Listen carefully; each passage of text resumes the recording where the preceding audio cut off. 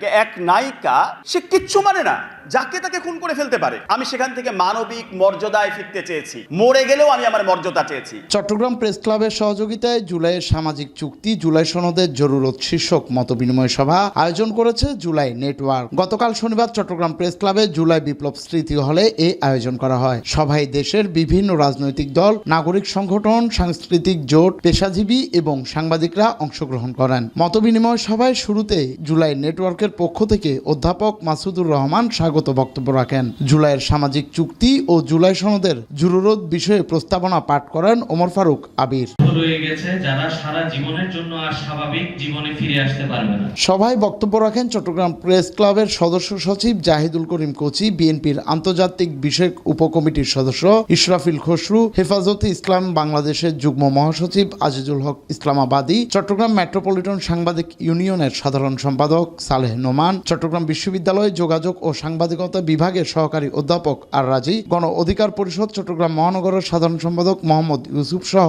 অন্যান্যরা। এ সময় জুলাই সনদ বা জুলাই ঘোষণাপত্রে জনগণের সক্রিয় অংশগ্রহণ এবং এই অভ্যুত্থানের পেছনে যে গণ আকাঙ্ক্ষা রয়েছে তার প্রতিফলন থাকতে হবে বলে মন্তব্য করেছেন বক্তারা। জুলাই নেটওয়ার্কের যারা দায়িত্ব আছেন তাদের প্রতি আমাদের একটা আহ্বান, ফেসিবাদের দোষর ওই সচিবালয়ে কিছু আমলা এবং পুলিশ এখনো কিন্তু তাদের সাথেই সম্পৃক্ত আছেন বিভিন্নভাবে। এটা আমাদের কাছে রিপোর্ট আছে, যেহেতু এদের সাংবাদিক হিসেবে এদের বিরুদ্ধে সচেতন থেকে আমার ব্যক্তিগত অভিমত হচ্ছে অবিলম্বে তাদেরকে চাকরি থেকে অপসারণ করতে হবে, তাদের সম্পর্কে গোয়েন্দা নেটওয়ার্ক সৃষ্টি করতে হবে। তারা কিন্তু এখনো আপনারা ছিলেন 96 সালে বিএনপি একটা গণতান্ত্রিক দল ছিল, জাতীয়তাবাদী শক্তি ছিল। সেই খালেদা জিয়াকে 96 জনতার মঞ্চ করে কীভাবে সরানো হয়েছিল। আজকে সচিবালয়ে কিছু কর্মকর্তা কর্মচারী আবার কিন্তু ষড়যন্ত্র করছে। এদের বিরুদ্ধে জুলাই নেটওয়ার্কের কাছে আবার আপনারা প্রতিবাদ মুখর হবেন। জুলাই সনদ অত্যন্ত জরুরি। কেন? আমাদের সন্তানরা, আমি যেদিন 5 তারিখ বিপ্লব হয়েছে, সেনাপ্রধান ডাকলেন, হেফাজত ইসলামের পক্ষ থেকে আমরা 3 জন প্রতিনিধিত্ব করেছি, মৌলানা মামুনুল হক, আমি এবং মুফতি মনির হোসেন কাসেমি। সেনাপ্রধানের অফিসে এবং রাষ্ট্রপতির দপ্তরে গিয়ে দেখলাম এর রাজনৈতিক দলের নেতৃবৃন্দ এবং জুলাই আন্দোলনে যারা শরীক তাদের মধ্যে কোনো ফিকির নেই, কি করবে সেটা নেই। অন্তর্বর্তীকালীন সরকার হবে, কেয়ারটেকার সরকার হবে, কি হবে সেটা সুনির্দিষ্ট কোনো মতামত সেখানে আসে নাই। শেষ পর্যন্ত আমরা গেলাম কি, আমি আপনাদের কাছে একটা প্রশ্ন করি, বাংলাদেশের যে বিদ্যমান সংবিধান, জুলাই আন্দোলনকে এই সংবিধান মেনে হয়েছে না এই সংবিধান, যেই সংবিধান এদেশে গুম, খুন, সন্ত্রাস এবং দুর্নীতির রাজত্ব কায়েম করেছিল তার বিরুদ্ধে হয়েছে।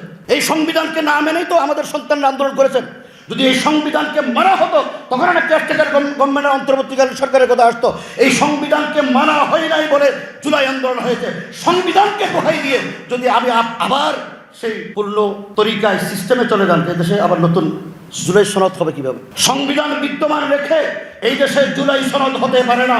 এই সংবিধানকে ছিঁড়ে ডাস্টবিনে নিক্ষেপ করতে হবে, নতুন সংবিধান রচনা করতে হবে, তখন জুলাই বিপ্লব সফল হবে। সনদটা আসলে কি দেখেন, জুলাই নেটওয়ার্ক যে কাগজটা উত্থাপন করেছেন, যে কাগজটা আমাদের হাতে আসলো, সেখানে সনদ একটা চুক্তির কথা জানি বলছে। তার আগেই লেখা আছে একটা সামাজিক চুক্তি, সোশ্যাল কন্ট্রাক্ট নাকি ট্রিটি নাকি এগ্রিমেন্ট নাকি অ্যাকর্ড, চুক্তি দিয়েও ঠিক বোঝা যায় না। কিন্তু সামাজিক চুক্তি একটা দীর্ঘমেয়াদী বিষয়, অনেক দিন থেকে সমাজের মধ্যে এটা গড়ে ওঠে। কিন্তু আমরা যে চুক্তিতে উপনীত হতে চাচ্ছি, বিশেষ করে জুলাই নেটওয়ার্কের যে কাগজটা আমরা দেখলাম, সেটা একটা দলিল, যেটা স্যাডের তৌহিদ বলছিলেন, একটা দলিল চান যেখানে শহীদদের কথা লেখা থাকবে, আহতদের কথা লেখা থাকবে, আকাঙ্ক্ষার কথা লেখা থাকবে। এমন কথাও কেউ কেউ বললেন, এক নায়িকা সে কিচ্ছু মানে না, যাকে তাকে খুন করে ফেলতে পারে। আমি সেখান থেকে মানবিক মর্যাদায় ফিরতে চেয়েছি, মরে গেলেও আমি আমার মর্যাদা চেয়েছি। আমার আকাঙ্ক্ষা এই জুলাই অভ্যুত্থান, আমার সেই এই জুলাই সনদ আমার সেই মানবিক মর্যাদাটাকে সবার উপরে স্থান দিবে, সেটা সেখানে লেখা থাকবে। আমি রব নিষ্ফলের হতাশের দলে। স্যার, আমাদের মুক্তিযোদ্ধা স্যার যেটা বলে গেলেন, হতাশ হনি, আমি আপনার দলে আছি, আমরা হয়তো হতাশ হব এবং আমরা আবার লড়ব।